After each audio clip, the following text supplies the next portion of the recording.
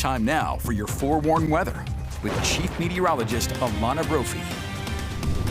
Okay, let's check in with Chief Meteorologist Alana Brophy ahead of a heat wave, some high fire danger. And Alana, this just in, firefighters are saying there's a new fire here in Utah. It's called the Barn Fire. Okay. It's in Utah County, west of Utah Lake, south of Saratoga Springs, about 30 to 40 acres. That thing just kicking off a short time ago. I hate to hear it when you have those northwesterly winds, Brian, because we've seen them throughout the day today, and they continue. Dry conditions are out there. Fireworks still legal until midnight, but you just don't want to see a fire spark, and wildfire danger actually increases into the weekend. As we take that view from Escalante, you can see that sunset with clear conditions.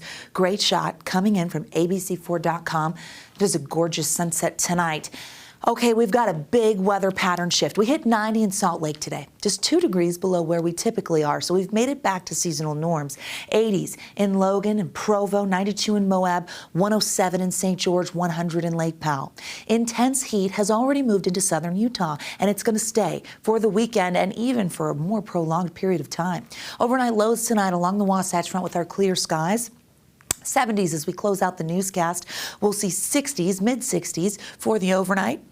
Low 60s in a few areas, and then we're off to the races tomorrow with those low 70s by 9 a.m. Lots of sunshine on deck for the weekend. We have a very dry, quiet pattern that has set up with a monster ridge of high pressure and control. As we look at our high temperature trend here, you see that we're going to be near average for the Wasatch Front, but then we climb above it as we head into our next work week. We've got this dry northwesterly flow, and when you look at that temperature trend, you can see those numbers get to triple digits for the Wasatch Front as we get into next week. That intense heat is already in southern Utah. We've got a white hot sliver here indicating temperatures hotter than 110. Average in St. George is 101 this time of year, and we're going to be in the dangerous heat category. This prolonged period of heat, we want to stay away from heat-related illnesses, so we need to forewarn you so you stay cool because warnings are already in effect. Excessive heat warnings have been posted. Now, they go into effect 9 a.m. Sunday,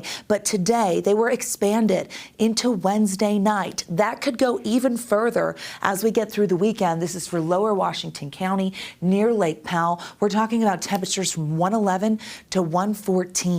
Dangerous, and you have to limit your time outdoors when we're seeing this peak heating and we don't get much recovery into the overnight.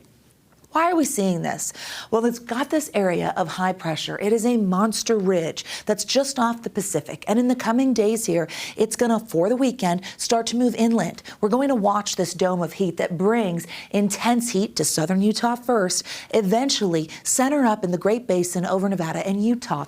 As we head towards Monday, the Wasatch Front starts to tap into that extreme heat, and we see our temperatures climbing significantly above average. Now, I'm going to get out of the way here because what you're seeing on the model is what is currently Tropical Storm Beryl, which is moving into Gulf waters to warmer waters and will impact the Gulf Coast in Texas. Now, the positioning of our high pressure, which is not over the Four Corners, it's further west, is going to limit any monsoonal moisture that could come our way and give us relief. So that's not looking likely. So heat remains the big weather headline as we get through the next 7 days. Dangerous conditions, and we're watching it closely. This was video from Blanding, time-lapse video showing the winds on the eastern side of the state. And as we head through the weekend, we're going to see more of that. Eastern and south central Utah, while we stay dry, we'll see an uptick in northwest winds. The reason we're going to see that, a few little weak disturbances in southwestern Wyoming and on the eastern edge of that high pressure will uptick winds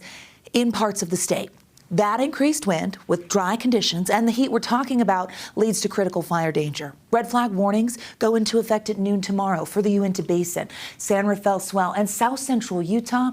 And we are going to see very low percents when it comes to relative humidity and winds increasing. A fire start at any of these spots over the weekend, dangerous because it would spread very, very quickly. All right, let's get to those numbers. I know you want to know how hot is hot. Well, we're watching those models closely. Mid-90s for tomorrow, slightly above average for the Wasatch Front. The 90s return full throttle. 110 in St. George, 100 in Moab, and we will have some hazy conditions in south central Utah due to that little twist fire putting out some of that smoke. As we look at those temperatures, we climb into the 80s for our mountain valleys, 88 in Tooele, and we'll see 90s in Ogden. Next 7 days for St. George, shows the potential for record-breaking heat. 114 on Tuesday would break the record. Hottest all-time in St. George's, 117.